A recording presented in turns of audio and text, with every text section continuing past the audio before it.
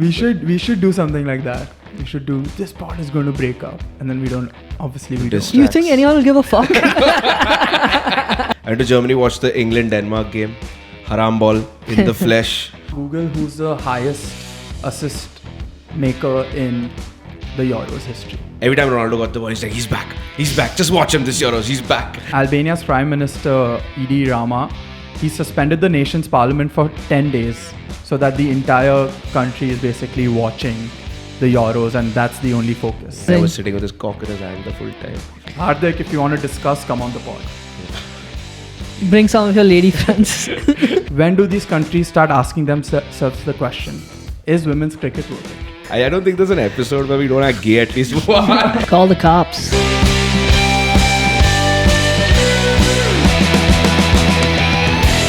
Welcome back to The Casuals. We have ZS back in studio and Tanay. We're going to cover the Euros, cricket. It's going to be, I hope, relatively a shorter podcast. But Tanay, I know you have something for us, so let's get into it. How was your trip? I just wanted to ask you. You went to Albania and Germany, right? Yeah, I went to Albania for a music festival, 5-day music festival. Too hectic for me. Every night partying is just not, I'm not cut out for that shit. But yeah, I went to Germany, watched the England-Denmark game. Haram ball in the flesh. I am an England fan, so it was not the nicest game to see. But I was actually happy that I was seated with the Denmark fans and not the England fans, because they were going absolutely crazy. It was insane to see these smaller countries, like actually how much more passionate they are than the English fans. They were drowning out the English fans. You couldn't even hear them. So it was a sick experience, sick fun. Yeah. Fuck that. Sick fun. 1-1 draw. Yeah, Bellingham is a TV footballer. If you see him live, he's a fraud. It's a joke. I want to get flamed. Fuck the game, but did you do any drugs on those concert days? Sammy was not there with you. No comments. Because that would have helped you stay up and, Yeah, I know what you're getting into. I was watching it on my phone. Tanay is a big fan. I know that much. That's why he's asking you. Watching. When I messaged him, he didn't reply until the next Of you, one. not the drugs. He wasn't even watching. But yeah, obviously. Yeah. I was mid oons while I was watching Celtics take Game 5. Sad, but...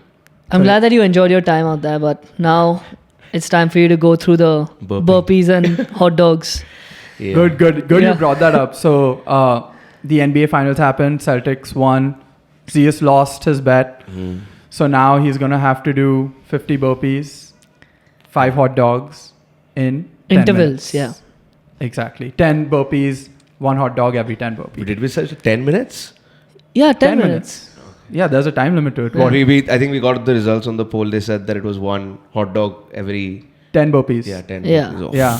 So all of ZS's friends, we're trying to get y'all together and record this with y'all, and y'all can give ZS all the motivation in person. I think it'll be a great video if you all can get together. For sure. Get some takes on ZS as well. And the fans must have met everyone already from ZPL. So. Exactly. All the Parsi people who are watching this are wondering, where are the Parsi people? I just like to say, Tanay clearly took the easier part of the bet. It was pretty obvious that Celtics were winning, but... We'll get him back, bro. Don't worry, we'll get him back. They were the best team in the NBA this year. You sounded confident 2 episodes ago, and now you're backtracking. That's not my control. Surely, But yeah, it was fun games. Celtic blew them out of the water, 4 of them. Yeah. But it wasn't the most entertaining, but it was great. The result was great. Football, we've had good games. Spain, Italy was a good game overall. Ended 1-0, own goal by Calafiori. Not sure how you pronounce his name. Calafiori. Call Ajay. He'll tell us how to pronounce it. Mr. Menon. So yeah, it was a fun game. I mean, for me, when I watched that game, one thing stood out for me is Lamine Yamal, 17 years old. Absolutely 16. ridiculous. 16. Unless his birthday was yesterday, man. But I'm pretty sure he's 16. But yeah. ZSK, go on. Okay, 16 years old, whatever. 16. He was ridiculous in that game. And for me, over the first, Spain haven't played their third game yet. They're going to play tonight as we record. But they've been the most impressive team of the tournament so far for me. Maybe behind Germany. Although Germany wasn't that good last night. But I didn't expect this from Spain. They've been playing unreal football. Italy had I don't even think they had a chance the entire game. They were playing complete lockdown. Nico Williams and I don't know where Alvaro Morata keeps popping up every 2-3 years from out of nowhere. But yeah, fun game. Spain took it in the end. Yeah, I thought it was a very boring game. I was expecting a lot from this matchup because both these teams are taking a different approach to the tournament. The La Gazzetta, an Italian newspaper, headlined this game as Little Italy, taking shot at a little man Spalletti for his height as well as, the stature of their performance. So yeah, Italy looked shite. Spalletti I kind of respect him because he's on a vengeance to change how Italy plays. He's like, I want more attacking football, more possession-based football. And Italy that we are not used to. Like growing up, we've seen that defense first, fuck everything else kind of Italy. But he is determined to change that. But I'm kind of happy that Italy didn't do it. Some things should remain the way they are. Italy changing too much might not be the best thing if we look at it from a grander picture. Yeah, I mean, I agree because they've won so much. There's no need to change the formula by that much, completely switch their style of play. And yeah, I thought Spain would have won 3-4-0 the way the game was going. Nico hit the crossbar as well, so that was another chance. And they had so many more chances. Italy was, like Zeus was saying, nowhere near Spain's goal. And yeah, that's all I have to say. It was a pretty one-sided game, but although the scoreline doesn't suggest it. Yeah. So let's go to the next one. Netherlands-France was the big one that we decided to talk about. 0-0 draw. Once again, a fun game for me to watch at least. There was no goals. It's one of those games that had no goals but was still a little bit fun. You love all this haram ball, 0-0, 1-1 England. Like the ZPL final. 0-0. Parsi ball. Haram ball. But yeah, Xavi Simons scored. I guess he's a Chelsea supporter, so after that entire dreadful season, he's finally getting to watch some good football. Shameless guy. But shameless. Yeah, Xavi Simons scored a really nice goal, ruled out. A bit of a controversial decision. Some people were not saying the Mandanda didn't even attempt. Not Mandanda. He's not keeping. He's retired. Sorry. Come on. Minor. Yes. Good one. Good. Amazing. Sorry. Is that because they're black? Both of them. I just want to say before we watch, the India game is currently on. One black guy took a catch of, I think it was Dubé's wicket, and it's like Chris Gayle has taken a catch in the crowd. He didn't even look like Chris Gayle. Can't confirm or deny that. A bunch of fucking racists on this podcast, man. I'm going to have to kind of distance myself away from it. Griezmann had 2 really good chances. Both of them should have been goals, without a doubt. And honestly, the best part of watching that game for me was N'Golo Kante. He's been unreal. 2 man of the matches, 2 games. And at his age, with even the amount of injuries he had in the last 2 years, no one even expected him to go to the Euros. Forget played this well. So, yeah, that was the best part for me. Damn, whichever team let him go. His club team that let him go. Which team did he play for before this? I think Chelsea, and they're really struggling now. Oh, damn, dude. I completely forgot. Why is Tane talking so much about struggling? He played for Chelsea. Yeah. And Chelsea have big problems in midfield. He didn't play for 1 year. He was injured and he couldn't keep up with the Premier League pace anymore. Now he's gone to Saudi so he can relax a little more. He's happy. We're happy. We respect our legends. I mean, fair enough. We don't wait till players and managers get booed out of the club and... Who are you talking about? Wenger. I mean, whatever. It's in the past. But Netherlands and France, again, I had so much expectation. 2 big nations going into the game. It was obviously a disappointment to see Mbappe not playing. Watching France is like, when you're drunk and you take a hit of the Joule, and that one moment is amazing where your entire head is spinning. That's how I feel when I watch France with Mbappe. And when I don't watch them with Mbappe, it's just like I'm drunk. Just drunk. So I wasn't that entertaining. I really want to see Mbappe. Hopefully that nose injury isn't too bad. And he's going to be back, right, for the last game. Bench him for maybe they might rest him for the last game as well, but maybe not. One more last question on this. What do you guys think about Memphis's hairband? I don't. What does it say on it? I forget. It says some motivational stuff on it, right? It does. I just think it doesn't belong. Is this me being like an old person by saying that kind of style doesn't belong on a football pitch? I think he does it because his hair comes in. I don't think he's doing it for No, style. it's But it's braided fully stuff. tight now. Yeah, Yeah, He but doesn't that's need flat it. front. He doesn't need it. He doesn't It's need for to. style purposes only. Yeah. I mean, I think bandanas and headbands look cool. Like Federer and Nadal pull it off really well. It probably just doesn't. Maybe he's playing shit. Maybe tomorrow if he decides to play and he's like, When Ronaldinho was wearing it, everyone was like, it "This looks is amazing." sick." Yeah. Yeah. So maybe I think it's just his performance. he's not just been great, yeah. Shit.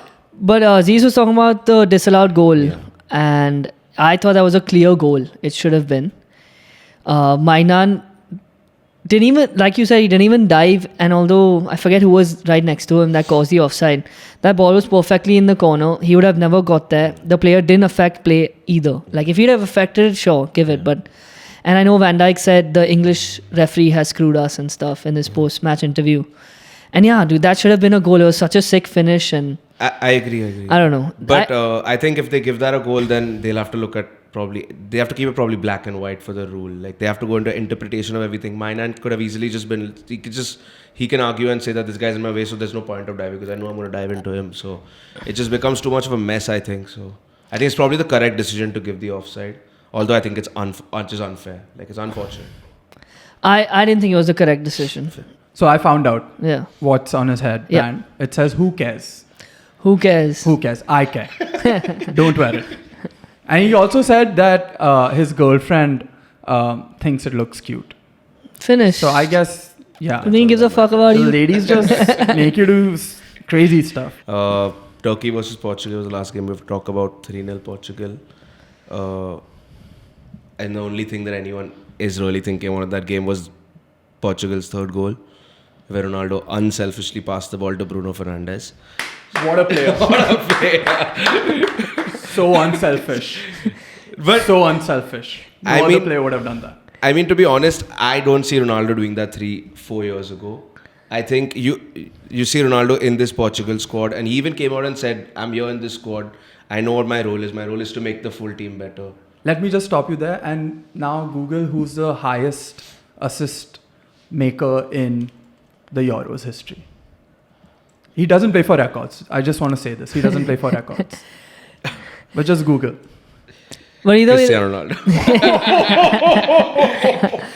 But that's also because he's just played more Euros than anyone else also. Yeah. But everyone was talking about how unselfish he is. Maybe he is unselfish. He is. Maybe I'm being too harsh. but yeah, that's the perfect thing to focus on, just the last goal, because the second goal was also absurd. It was funny as well. Stupid mistake, and then Bonanno scored the first, a good finish. But yeah, Ronaldo, the memes that have come out of it has been amazing. Yeah. Like normally they play Ronaldo as Homelander from The Boys because he's so diabolical and he's so like full of himself and things like that. And then like Homelander does one or two nice things to have a good public figure, Ronaldo just had that assist when he could have easily scored. No, I think I hate So, Ronaldo yeah. too much. I am not hating. But then everyone's like, he's back and he's so unselfish. And then, you know, the violin that plays in The Boys. And Homelander just he doesn't know if he has to smile or he has to be sad. So that is what Ronaldo has been portrayed as on the internet right now. So I was watching their previous game, Portugal's previous game with Karl Malau, and every time Ronaldo got the ball, he's like, he's back, just watch him this Euros, he's back. And we're like, we're not even saying anything. Like, I'm happy for him to score, I'm happy for him to do well. Yeah, But yeah, I feel exactly. I love Ronaldo too. Yeah, but I feel like Ronaldo, yeah. we always have that one friend who's that biggest dick rider, and it's the most annoying to watch Ronaldo with him. I think Ronaldo fans think that everyone has an agenda against Ronaldo, which is just the weirdest part. So let's do the Group A roundup. Germany with the last minute. So Germany versus Switzerland full group with the last minute goal to take Germany to the top of that group. So yes, Germany top their group. They'll probably play Denmark. Probably Denmark, but it could be either Denmark, Slovenia, or Serbia. Basically the team that finishes second in England's group. And yeah, Switzerland also go through and they play whoever finishes second in Spain, Croatia, Albania, and Italy. So most likely Italy. That all is going to be decided tonight, right? Tonight, yeah. When we're recording. Yeah. So we don't really know what's going to happen. By the time the spot is out, I guess we'll know. Yeah, you will. You want to talk about the Hungary-Scotland game? Just real quick. Yesterday. Yeah, there was a last minute winner. Hungary winner. go through. Well, they're third in their group. So Yeah, we don't know yet. To be seen, yeah. to be seen, but great story, great game. I was watching it super late. It was a pretty dead game for the most of it, but then that last minute winner. There's nothing better than a last minute winner in football. So yeah, congrats to Hungary, and hopefully we get to see more of Slobodzaev because I love watching him play. Good. You use the worst adjective. The dead game is probably the worst way to describe that game. Because of whom? There was Dude, okay. I just want to say something. I have never seen that kind of setup. They were setting up like nets, like someone is going to go and bowl in the middle of the pitch to, cover his injury. Yeah. I'm making fun of it only because I know that that guy's fine. Yeah. There's no risk to his death. Yeah. He just broke like 3-4 bones in his face. Yeah. But If anything at all, he'll come out looking better. Yeah, but because it of was plastic quite surgery. scary. It was scary. nasty, bro. You don't want to Yeah. see that shit. Yeah. Like his Yeah. hands went inwards like that. Oh, it was that bad? Yeah. He was. It was great. It was the full Scotland team like immediately riled up and like they created like a wall around him. Damn. And let everyone work. It was like a a good moment. knockout, basically. He was frozen Yeah, like that. Kind It of. was scary for sure. I just saw them put everything up, so I kind of missed that. Yeah, that was sad and really Yeah, fucked it was up. a nice thing to see. 2 Euros back to back. Last time was Eriksen, and then this guy. Eriksen obviously was much worse because he just Yeah, collapsed, Eriksen and it was the scariest much thing longer. ever. He was out Yeah. also. It was much more in limbo. But going back to the Germany game, Havertz should never fucking start for them or anything. Any team he's on, he should never start. Volkov was so much better, and obviously he got the tying goal in the dying minutes of the game, and he helped them top the group. So Havertz was garbage. He had 2 similar headers, chances like that, and he did nothing with it. He lost the ball so much. And Volkov, like, we haven't seen a number 9 in a while. There he is, and he scored an important goal. No comment. Yeah, because you agree with me. No comment. I just want to highlight before we move on to the other sports. I just want to highlight like the smaller nations in the group stage have been more fun to watch. I know for Tana and I, our bet, Turkey versus Georgia was a hugely important game for us because that was one of the differential. And that game was amazing. Georgia has been so much fun to watch. So was Turkey in that game. And so has Albania and Austria. And Switzerland as well. Yeah. Like, Switzerland, not that. they're not as maybe as small and a footballing nation as these other countries, but they've been sick to watch. And they're going all out. I just read something. Albania's Prime Minister Edi Rama, he suspended the nation's parliament for 10 days so that the entire country is basically watching the Euros, and that's the only focus. Yeah. He's a really cool guy. So I show speed. He went to Albania and he's like, my guy, Adi Rama. He met him. Damn, I would have voted for him if he stood in the Indian elections. I also want to say Poland has been the worst team ever internationally in all and every freaking tournament. They have 0 points. The only team to have 0 points this time around. In the World Cup, before this they were shit. In the Euros, before that they were shit. They've never ever been an exciting smaller nation to watch. Please take some lessons from these countries and But they're not up even your starting. game. Leva's not even starting for them. I think he's injured. But he came on in the 63rd minute. Yeah, he's like they're trying to just throw him on the end. But even when Leva is playing in like the other games, in the previous games, he's not been that good. Poland have just been a very boring team to watch, and all their players, their names are so tough to pronounce. It's like either be good or have change your fucking name. Change your names. Yeah. But I was going to say it's been a great Euros. Yeah, it has. It's been super entertaining. And it is because of the smaller teams. Yeah. That they are turning up and giving a fight. And also the goals have been, people are taking chances and things like that. So I'm loving it so far. That Turkey-Georgia game, Arda Güler's goal was insane. Amazing. The goal of the tournament so far, easily. And I think the top scorer of this Euro so far is own goal. Yeah. And it's been a good one. Put in bid, so own goal. And it's been a good Euros, weirdly enough. And then VAR Lukaku at number 2, right? God. Lukaku's been Lukaku. Once again. You want to talk about Fabrizio's tweets? Yeah. Okay. So in the past few days, you guys may have seen some random transfers being reported by Fabrizio Romano. You may have spotted a little theme too. these are transfers of random academy players, namely Lewis Dobbin and Tom Erog Bunham. Sorry if I messed that name up. And they've been for a very, very high fee. The other theme in that is it usually involves clubs like Nottingham, Villa, Chelsea, Newcastle. What was the team before Newcastle? Chelsea. Okay. Kante also played for that team, Yeah, right? yeah. Okay. And they used to be good. And their price tag might suggest that these players are prodigies because they've barely made any starts for their Premier League clubs. In some of the cases, even zero, and they're going for like 20 million, 15 million. I just want to let you all know that this is all being done because the clubs want to comply with the PSR rules. So what is PSR? PSR is profit and sustainability rules. Currently, Premier League clubs can lose over 105 million pounds over a period of 3 years without getting points deducted. So if you remember, that happened to Everton. Yes. So to avoid reporting these losses, these 4 clubs have come together to buy and sell each other's players and stay under that 105 million threshold. Now, when you sell a player, an academy player, you can report straight profit of 20 million. But when you buy that player, you can report it over 5 years. So 2 million over 10 years even. And that's how these clubs are cooking their books to show that, okay, we are selling up academy players, so we are making a profit. And then we are buying these players for almost 2 million pounds a year. Now, this rule was introduced so that teams don't go crazy spending when they're just into the Premier League and to compete. However, and use their academy players and invest more in the academy players. But however, this rule has had the inverse effect where the academy players are just being used as mere trading cards to like cook the books. Do you guys have any thoughts on this? Call the cops. And not even like let them do whatever they want to. It's such a systemic problem because clubs like Man City have been operating and flouting rules, and now these clubs like Villa, smaller clubs like Chelsea, What is Newcastle, going on today? but all these clubs that are now like trying to compete with the top clubs, all they can do is really spend money. There is no sustainable way to compete and stay alive in the Champions League spots, especially in a competitive league like the Premier League. Look at it from their fans' perspective. Yeah.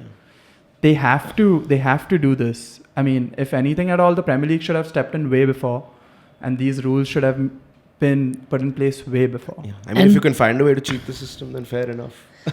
I agree with that statement. Like, if City can do it and clearly do it and get away with all of this, these guys are in a way worse situation. Yeah. And they're taking advantage of a flawed system. Yeah. And everyone does that, and Yeah. they should do that. Yeah. Unless they make an example out of City. They suspended Everton for points and all. Do it to City, then other people will actually care. Exactly. It's like the 3 little pigs coming together, Like we need to get together to fight the evil, and the evil can be either Premier League or City. But finally they're colluding and trying to like make the best out of this shit situation. Yeah. Do the people who've made these rules like know about it? And I'm sure they know about it. Are they going to do anything about it? Are there any reports on that? No, there's nothing to be done about it. This is what they have in place, and there are other political issues which I'm not too well versed on. All I know is this is the PSR, this is what the clubs are doing. It's kind of random, it's kind of fucked up, but this is the reality of the situation. Yeah, it's fair. Yeah, it's fair. It's fair. Yeah, Chelsea's doing it's it. It's fair. Yeah. It is. I think if you can find a way to, within the rules, like just basically be like, fuck you to the Premier League. Because, I mean, these small teams get shafted all the time. Even like you see Small teams, Chelsea. Fuck. What is going on? I guess that's why they had to sell Kante Yeah, small to team. comply with the Small PSR. teams like Chelsea, when we make superstars like Kante and players like that, then people feel like you build a superstar with a small team. The agenda is always he has to go to a bigger team, so has to go to a. So your team is not big I enough. fuck this. Don't try to fight this. Just let it be. Before the show started, Zia said, let's get into more debates. This is us getting This into is more not debates. debate. This is bullying. This is just picking on you for no reason. No, I was saying I think small teams get shafted in many ways. So I think if they can find a way to shaft the system, fair enough. Cool. That's my final take on it. Your 2 cents on small teams. 2 cents on my team. As we're shooting right now, India are playing Australia in the Super 8 game, and they just finished first innings, set a target of 206. Shout out to Rohit Sharma for an unbelievable innings at 93 of like 41 balls. So it was crazy. Amazing. Tanay was sitting with his cock in his hand the full time. Who? Oh, Tanay. I didn't see it, dude. It's too small. Move on, please. Dirty humor. First game of India in the Super 8s, they played Bangladesh. Won comfortably by 50 runs. Who was man of the match? Hardik Pandya, I think. Hardik Pandya. And our very first episode, the entire Mumbai Indians Hardik Pandya controversy was going on, and we spoke about how all these haters are just piling on to Hardik Pandya. Mm-hmm. And Tanay and I were one of the first people to come to his defense and say that he is going to perform in the World Cup. He rises when the pressure is the most. So, Hardik, if you want to discuss, come on the pod. Bring some of your lady friends. Why? For fun. I'm trying to be so professional and you're doing all this nonsense. Hardik's probably been our best player throughout the tournament. I think every game, either he's played well with the bat or he's bowled well. So, and yeah. Even this innings against Australia, he did a great job finishing. Hardik, we were in support of him as captain. We thought it was a good idea to move forward and look ahead in the IPL for Mumbai. And obviously, he got so much hate from the fans, even at home. And we were like, bro, he doesn't deserve it at all because no one is playing well. Yeah. Yeah. Shout out to his PR team. I think they saved it. Because the full thing with his divorce, apparently it came out that It's a was just a PR theory. stunt. Yeah, which So- is amazing, dude. I think that's Only in India. incredible. That's next level marketing, dude. It's crazy. We should do something like that. We should do this pod is going to break up, and then we don't. Obviously, we don't. Distract. You think anyone will give a fuck?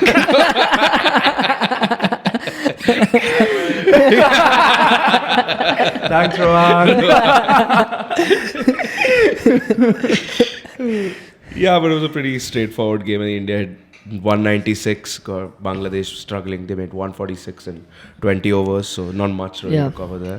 And then Second game, they played Afghanistan. Again, we won by 47 runs. That game, Surya Kumar Yadav, great innings, hit a 50. And honestly, for me, Bumrah was just unbelievable. The way he's bowling, I mean, he's always bowling well, regardless of where he's playing, for who he's playing. But he had like 4 overs, 1 maiden, 7 runs and 3 wickets. So that's nuts. Yeah, and he didn't get the fucking man of the match. it's crazy. Although Surya's innings was very important, but 3 for 7 in a T20 Super 8 match, you have to give it to Bumrah. But they just hate fucking bowlers, bro. I don't understand it. How is anyone going to become a bowler in the future if they're not getting rewarded? Yeah. He's the best in the world and I think he's such good figures. Probably And best still- ever. Yeah. And still he can't get a man of the match. It's insane. I mean, what should we do as Indian fans to show him our appreciation? That, we are seeing your work. I have a small idea. We'll have him on the show. That. And then we can all do the... Or we should all, as, all... Wherever he lives, we go stand under his building and we do a huge Haktus chant. Get a few Parsis together. Get a few of our friends together and, 2 Parsi-centric this pod is becoming now. Sammy, show our appreciation. Hashtag Haktu challenge for Bumrah. Sammy, 3 sentences ago, I'm trying to keep it professional here, bro. Don't say all this. And now had to. And I love how he just assumed that ZS only hangs out with Parsis. Other than He's not wrong. This is his diversity quota. yeah. Hanging out with you and me. Yeah. Um, Yeah, but I just, looking at Bumrah over these 2 games and over the tournament, I genuinely believe that he's going to go down as the best white ball bowler of all time. best all 3 formats. Yeah, over all 3 formats. Yeah. Even in test. He's unbelievable. He's unplayable. Like, literally, you see people like, they're just stunned. Like, there was I don't remember whose wicket he got exactly, but that guy's just like looking at the boys, looking at the stump. He's like, what can I do? Ben Stokes does that every time he gets Yeah, out. it was Ben Stokes, actually. But Sammy was saying he has a very interesting stat that he puts these batsmen in such a tough spot in his overs that the first ball of the next over is very often a wicket. So if Arshdeep or Hardik is bowling after him, they end up getting a wicket because Bumrah's put so much pressure on them, and especially in T20, you have to make runs fast. So that's insane. Yeah, that makes sense. They feel like they have to hit the other bowlers because they just can't play Bumrah. Like they're playing it out. When that one good player comes in, when you're playing on turf or something, you play out that over and then hit the next one. Yeah, he's crazy, man. I've always complained about the lack of good Indian pace bowlers. Finally, we have one. Let's show him all the love we can. Let's cherish this because these kind of players don't come out often. Yeah, often. So let's hak dua for Bumrah. I mean, I'm down. Rohan will explain what hak dua is. You don't know what it is? No. You've not seen that? Oh, bro. We'll show you later. We'll check off camera. Then I wanted to say, I'll show you later. I'll do it to you. I don't think there's an episode where we don't have gay at least one. Guest or no guest? Act? Yeah. Yeah. And so we move on. Next game is Biggest game Yeah. of the past week. I mean Australia once again finding a way to put India in a tight spot, losing to Afghanistan by 21 runs. It was an absolute shocker. The opening pair for Afghanistan was absolutely key. They both hit, I think, both of them hit a 50 each. And Australia really didn't look up to it. Maxwell hit 60 runs, which was surprising, but the rest of the team, no one even made more than 12 runs. It's putting in not putting India in such a tight position, but now to qualify for the semi-finals, India has to we have to lose by 41 runs or more, and then Afghanistan will have to beat Bangladesh by 83 runs. So not necessarily that tight a spot, but it's closer than it needs to be.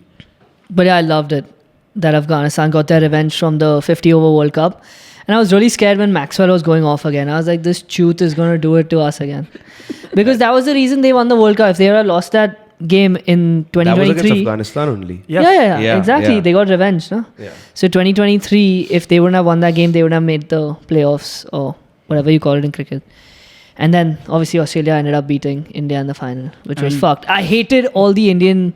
Like, a bunch of our friends were posting stories. What an innings from Maxwell in Mumbai and all. Never seen before. Like, shut the fuck up. You're going to lose, bro. Like, don't post all this shit. You all know Shikhar, no? Our friend. Chiku? Yeah, Chiku. I know him a little bit, yeah. So he went for the game and he left before Maxwell. He's like, this game's over, I'm leaving. And then Maxwell... That's unfortunate. That is fucking That is sad. unfortunate. That's one of the biggest Yeah. misses, bro. It's Yeah. an L. Damn. Afghanistan, crazy story, bro. I just want to preface what I'm going to say with this.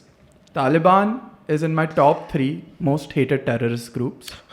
ISIS number 1, Swifties number 2, Taliban number 3. Now let's begin. So Afghanistan has been getting a lot of shine. And a lot of people are calling them like the number 2 team of the subcontinent. And a lot of ex-players from those other subcontinent teams like Pakistan and Sri Lanka are now rightfully so asking their cricket boards to follow the template of success that Afghanistan has designed over the past few years. So now I did my own research, of course, because I was also wondering, what are they doing different? The Taliban. So what are the Afghans doing differently that is making them so successful? And one of the biggest differences between the countries was the Taliban banned women from playing cricket in 2020. So I guess my question is, when do these countries start asking themselves the question, is women's cricket worth it? I don't know how many people you are trying to trigger with these last few sentences. And the funny part is the women are going to get more pissed about the Swifties comment than the cricket one. I'm kidding. Women belong in cricket. In the stands. As cheerleaders. Imagine IPL without the cheerleaders, bro. I'm kidding. It's a joke. Is it? Like I said, Taliban, my most hated terrorist group. But whatever, Afghanistan really showed out.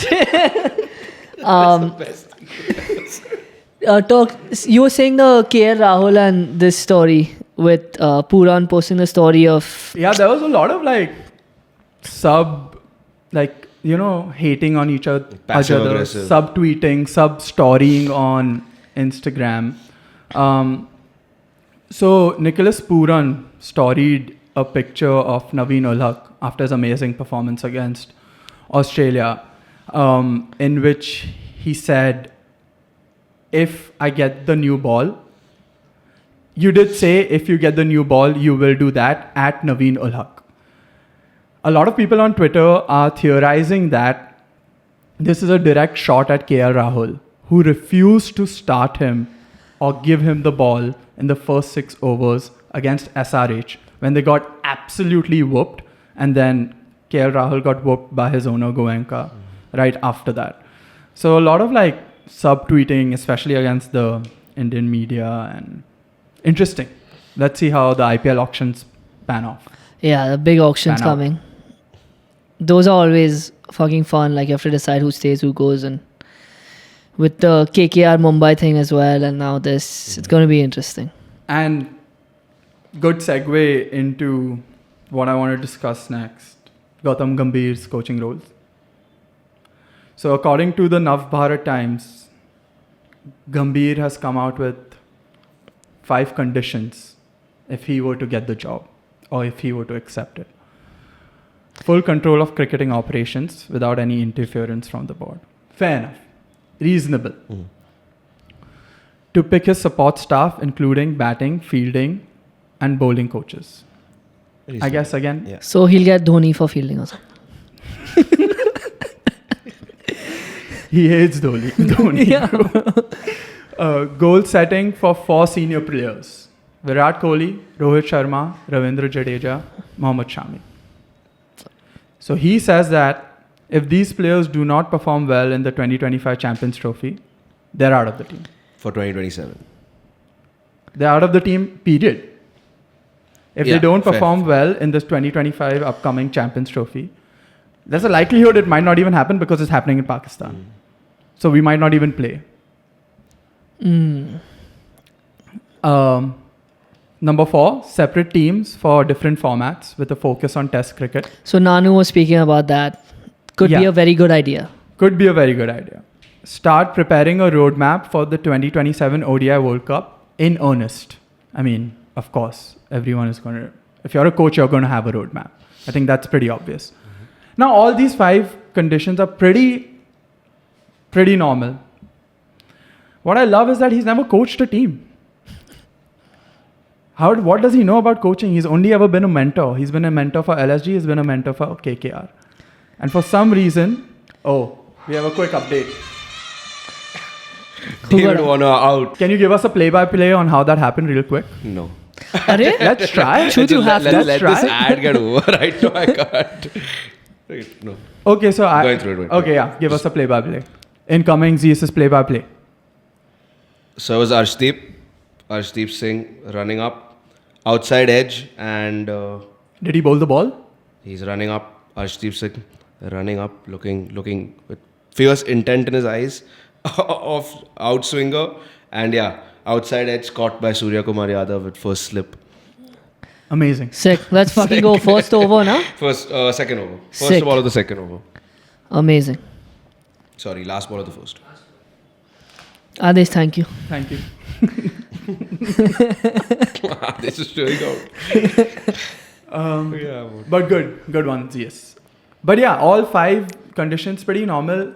If he had actually coached a team, the man has never coached a team, and somehow his PR machine cycle has convinced us and everybody else who consumes Indian cricket media that he is the best coach ever.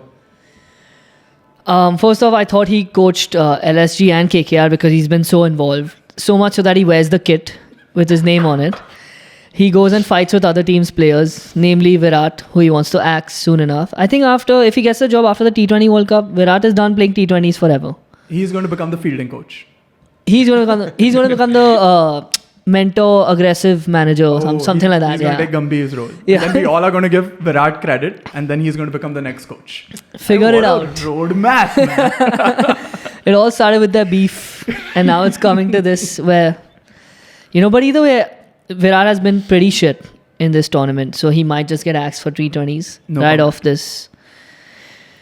this tournament. I do like the other conditions as well, that he's putting all this as a goal for the Champions Trophy and the World Cup and things like that.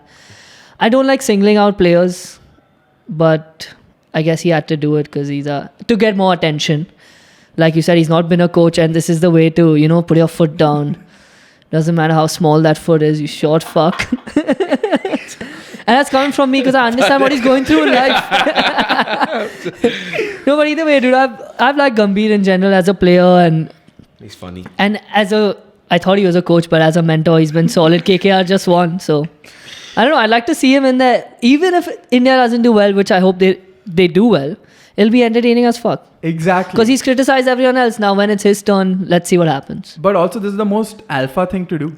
He hasn't coached anyone. He hasn't even got the job for sure. And he's put a list of demands out into the public to read.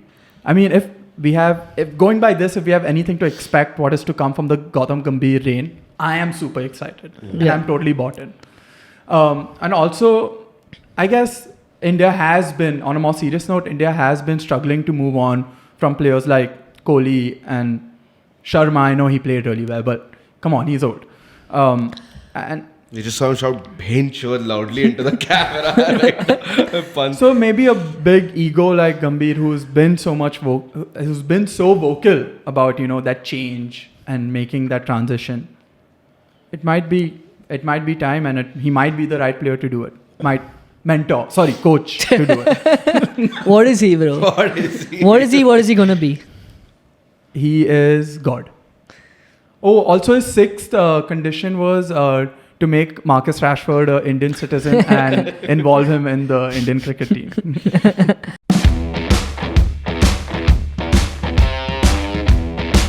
Okay, so we had UFC Saudi Arabia this weekend. Main event, Whittaker versus Alalshikh. Round 1, knockout by Whittaker. Beautiful knockout. He gets him first with like a straight right punch and then finishes it off with a beautiful uppercut.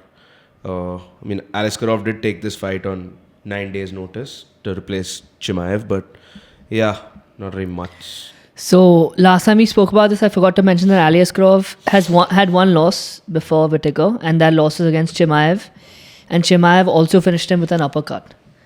So that was just interesting that he stepped in on 9 days' notice. And yeah, the fight was going to look like that, I think, because he's an unranked fighter who's only fought twice in the UFC before. And Robert Whittaker is a former world champion. He's never lost back-to-back fights in the UFC, I don't think.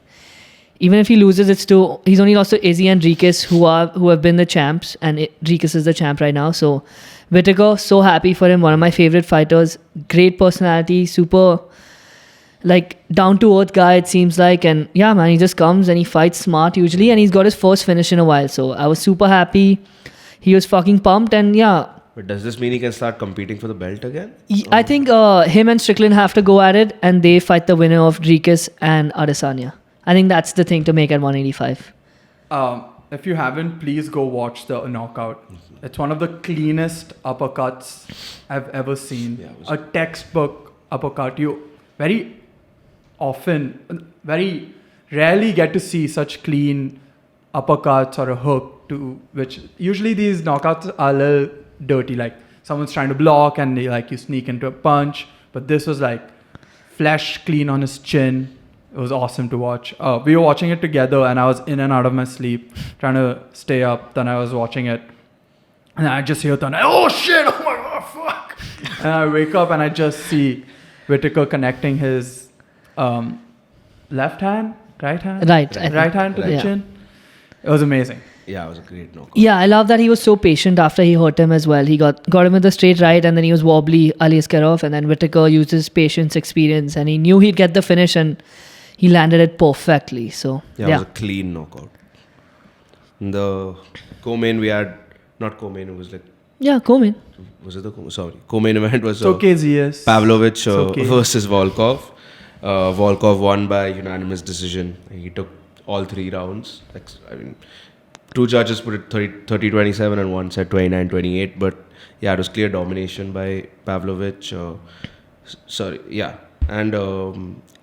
domination by Volkov, sorry. And I saw Pavlovich was...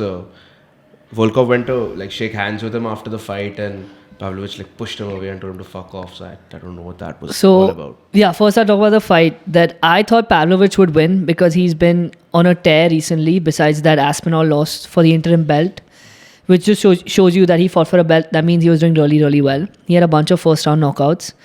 I thought he was going to win. Volkov does have the experience on his side, and I was really impressed, dude. Not only by his hair, which he had it combed in the middle of rounds, but also by his skills, dude. Like, he just kept him at distance and he busted his face up. Like, Pavlovich's whole face was bleeding. By round one. Yeah, by round one, his nose was just leaking.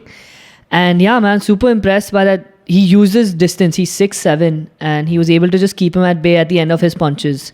So I loved watching that. It was a super fun fight to watch, especially if, the technicality and stuff. It's just cool when people use their tools to their advantage. That's what I thought. But the backstory behind that push that happened after the fight. So like you said, Volkov went to shake Pavlovich's hand saying, whatever, good fight and all. And Pavlovich just shoved him off. So apparently the UFC approached both these guys for a fight. And they used to be kind of like training partners. And decent friends. And they had said before that they would not fight. So what the UFC did is that they went to Pavlovich and Volkov and they were like, the other guys accepted the fight. So you should take it. And that's why during the ceremonial weigh-ins in Saudi, like, they face off, right? In the face off, they were talking to each other about that. He's like, bro, why the fuck did you accept the fight? And then the other guy is like, no, they told me you accepted it, bro. And then this fight happened and then the beef started. Like, it's so weird. And it's like kind of sad. Like, there are pictures of them playing Connect 4 and shit in the gym, bro. It's They bad. look like two big babies fighting each other. And it's kind of sad to see them beef, like I have actual beef. That's pretty fun. Like, I don't know, when I was little and I watched Doraemon, and whenever Jian would get sad, I'd have the same feeling. Like, I'm watching these two big babies, like these two bullies, bicker with each other, when they should just be friends. Be friends. And I can understand, like, I don't agree that Pavlovich should have pushed Volkov off, but I can understand the weird kind of frustration and feeling He like, also has like adrenaline rush. I just got beat up, but it was also kind of my friend and I didn't want to fight him. Like, I don't know. Yeah, and Volkov called out John Jones after the fight. He said, You have to. yeah, I mean, who doesn't want to? You want that fight, but... He's right there for the title because Pavlovich just fought for the interim belt, right? And obviously Stipe and John is left. Then Blades and Aspinall is coming up. Winner of that will face, I don't know, John might retire, Stipe might retire. So heavyweight's a little bit of a mess right now. John Jones is like the Morata of UFC. He just pops up in and out of... Bro, he's the greatest of all time and you're calling him Morata. In the sense that In your own words, Morata played for a small club, Chelsea. And you're comparing him to the greatest of all time. Fuck off. How many drugs did you do on your vacation, bro? Or you're just Parsi, that's why this happened. Just pass. Leave it at that only. I don't know what drugs people do drugs at these events or... I don't know, Karl Malou told us. Sorry, Johan. I don't like techno, I don't know this shit. Even I do. You went for a... I went because I wanted to go for vacation. Not drugs. There are some clips in the Real Madrid video that we did. ZS and I talking. We did that video before ZS went for his trip, and in the background you can hear ZS say why he actually wants to go on that trip. So if you listen closely, keep watching the video again and if you look carefully at the back. I might actually do that. Yeah, I don't think I catch what you're saying at all. Yeah, so keep watching it. keep watching it. And ZS is Give us a telling timestamp or something, bro. No, keep watching it. Yeah, that's about it, right? So Anything first else? event in Saudi Arabia, and they said next time he wants to do a 30,000 stadium arena, and yeah, they'll easily make it happen. That guy's an interesting cat. Turkey, yeah, his greatness, his excellency. Sorry, Yes. he's doing amazing for boxing, man. And now if he's the one who wants to make the league, right? Yes, he wants to buy Top Rank and Golden Boy and all this stuff and make it under one roof. And he's made the Usyk and Fury fight, and then the Ngannou and the Joshua fights happen. Yeah. I mean, you see most of these big fights now in boxing going down in like South. Yeah. I mean, yeah, they needed that to make that sport a little less confusing and more relevant. Yeah, it's been so much better. Yeah, they've been doing like boxing. Always the problem has been the best never fights the best, and Yeah. you're seeing that happen more often now. They would fight each other, but rarely, right? We want them to fight each other more often. Yeah. So hopefully this league or whatever it is comes into fruition, or there is some change in the boxing world. Yeah. That's about it, right? Or UFC anything 303, else? we can just Okay. Yeah. go over real quick. Co-main event, Diego Lopez, Brian Ortega. Any predictions for that fight? Anything interesting about that fight? The interesting part we talked about last time is that Lopez is If ranked you watched 14. ZS. Yeah, I watched. Watch it over and over and over. Interesting part is that Lopez is ranked 14th and Ortega is, I think, 2 or 3 right now. So there's a big jump for Lopez. And if he can do it, he's right in line for a belt. But my prediction for that fight is Brian Ortega. He's been there, done that way longer. And I think right now he's a better fighter. Lopez is Knockout? more... Sorry? Knockout prediction? I don't know. I could be anything. I don't want to confirm and say. But if I guess, it would be a decision. Because it's 3 rounds. And yeah, and I just think T-City has been there longer. And Lopez is more of an up-and-coming guy. And he has still a few fights before he can fight these top 5. Yeah, I'm going to go for Lopez. If you're new to the UFC and you want a guy to root for, He's the invest man. into Lopez. Yeah. I think he's an overall really good fighter, very entertaining, has the looks, weird looks. Yeah. Like the Justin Bieber, we spoke about this last time. But yeah, so I would say invest in him. Yeah. And I am investing in him. Yeah. And y'all spoke about Pereira, Prohaska also last time, but I don't think y'all end up making any predictions, so we can just go through quickly predictions for that as well. I'll say Pereira knockout. That's the safest bet to make anytime he's fighting. Yeah. I just think Yuri puts himself in too many dangerous situations in fights, and that's why he'll get Crazy. caught again. Like he won even in the last fight, he won the first round and then got caught. I think he might win 2-3 rounds this time, then get caught again. I'll But go for Pereira knockout as well. yeah, Yeah, I want Prohaska to win. I think if Pereira wins, it'll become too boring, man. That weight division. I'm Sure. just Yes? I'd like it if Prohaska wins for only one reason, that they'll run it back for a trilogy. That'll that would be fun. be hella fun. yeah. Okay. But you don't think if Pereira wins, defends it now what, for the second Second time? Yeah. Dude, Pereira's just been But anytime he fights, bro, he's the champ with so much popularity that the division won't get boring. because he's come into the UFC and like he's already the champion of 2 divisions, and it's like he's been probably the biggest rise in the UFC. Fastest rise yeah. in the UFC. So yeah, easily. Yeah, He's been I'm incredible. still going to stick with Prohaska. Let's see what happens. Yeah, fair. Cool.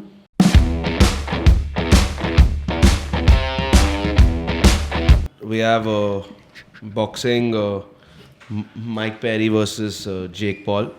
Mike Perry coming in as Mike Tyson, the replacement, which is still a statement that I can't really fathom in my head. But yeah, gonna be a fun fight. Mike Perry obviously been fighting in bare knuckle, this thing, so I think it might be a little bit tougher for him. I predict that Jake would probably win the fight. You see the BKFC owner Dave Feldman, he came out and he's like, I'm just happy for Perry to go and collect the bag. Good, That's bro. fair. That's sick from him. Yeah. That he's, because in the UFC you'd have to go through Yeah. 10,000 people to get a fight in a different promotion or in a different sport. But yeah, Perry's been on a tear in BKFC. He's the champ. He's the face of the organization. Do it straight in the mic. Yes. But Perry accepted this.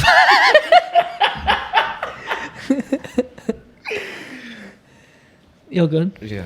You want tissue or something? Too much nodding. Too much techno. Oh, I'm getting slated. there's your answer. It's all allegations, by the way. All allegations. Mom. Don't listen. Yeah, so Perry accepted this fight a month away, basically, from when it's going to happen. And then they had a sit down with Ariel Helwani on his MMA hour that Jake and Mike Perry called in at the same time. And then they had questions and a discussion and all that. So that, going off that, this whole month is going to be super entertaining, as much promotion as they do. They were just shit talking each other. They were, Jake Paul kept calling Mike Perry a private school guy, which I didn't really understand, because Perry's like the biggest trash man ever. He doesn't give a fuck, yeah. But he was taking so much offense and he's getting so fired up about it. But yeah, they were just going back and forth, and Perry was just going on random tangents, and Jake is like, bro, enough. Like, what are you talking about? What are you Imagine doing? Jake Paul had to tell someone else. Enough. Yeah. Stop But they were talking. also giving each other respect, as in that good on you for accepting this fight, and they understand how dangerous they can be for each other. Because they did spar earlier, and Perry admitted that the first two rounds he got a little lit up by Jake, but then as the rounds went by, he was kind of pressuring him, which Jake couldn't handle as much. So I think it's going to be very entertaining, and I think of all the fighters that Jake Paul has fought, Perry might have the best chance to win. Because he's been fighting. He's been boxing. He's more been than- boxing. Yeah, apart from the Tommy Fury Right. fight. that he And it is a different kind of game having, bare knuckle boxing compared to like boxing with gloves on. Because that's a lot to do with toughness compared to this, but still, skill is the most I important. mean, so- would it also like I'm not an expert on all this like you, but like even with That your is an reach, expert. Why are you giving so much? he's the combat sports Why expert are you in giving so the. much respect? But like maybe if when you're boxing gloves on, like even for your reach, like maybe you have to stay in like a further reach and all that will affect as well, because you have paddings on top of your this thing, whereas knuckles you have to stay closer to your opponent to reach him. Yeah, sure. Maybe that's a factor, but I don't think it'll be that much of a factor because he trains with those gloves because you don't want to get hurt in training before any fight. Doesn't matter if it's bare knuckle or regular boxing or So bare MMA. knuckle fighters train only with boxing gloves on. For the most part, they spar with boxing gloves because if you get cut while sparring without gloves, then your fight's fucking off. Then what's the point of doing any of this? Yeah, but don't you have to like know how it feels to take a shot, bare knuckle? No, Not You'd really. rather avoid the shot, right? I don't know. Over everything. We Yeah. should do one video with ZS. No. Training for a Training, bare knuckle sorry, fight. And we'll go bare knuckle. Next bet. It's racism. But all said and done, this is going to be a much more entertaining fight. All respect to Mike Tyson. He's 57 years old. Dude should not be in the ring right now. Yeah, definitely. This is going to be much more competitive, entertaining, and it's going to shake up. It's going to mean more than anything, than a Jake Paul Mike Tyson fight. Yeah. Cool. Cool, great episode. Yeah, fun. Glad to be back. What's the score India Australia? We'll give listeners one last update. 56 for 1 in 5.3 overs. Fuck. Close. So they started pushing wickets. We need wickets now soon. Hardik's got the ball now, so You want to give hopefully- one the ball that's going to be bowled, just give a play-by-play on that. play. Yeah. Let him start running up. Yeah. Umpire looks like he's eating something right now. Rohit's the umpire? Who's the umpire? It's the umpire. He has a toothpick in his mouth. I mean, dental hygiene, dude. Okay, Hardik Pandya running up, run up, balls full length, no, single. Alright, that's it. Okay, double, 2. Great episode, guys. Yeah. Catch us See you next guys. week. Thank you so much. Thank you so much.